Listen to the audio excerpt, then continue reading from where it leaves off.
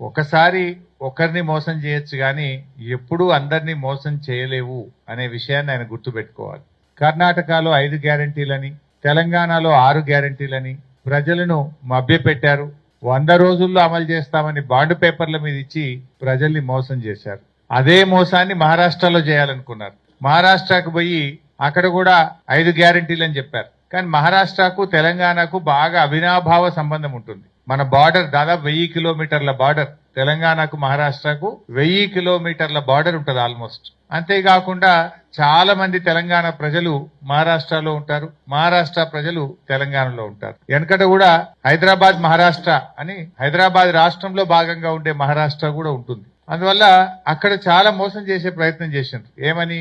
మహిళలకు 3000 ఇస్తామని, రైతులకు రుణమాఫీ చేస్తామని, ఇలా అనేక రకమైన హామీలు మహారాష్ట్రలో ఇచ్చారు. ఇంకా మన మంత్రి గారు, మన మంత్రులు, మన ముఖ్యమంత్రి కూడా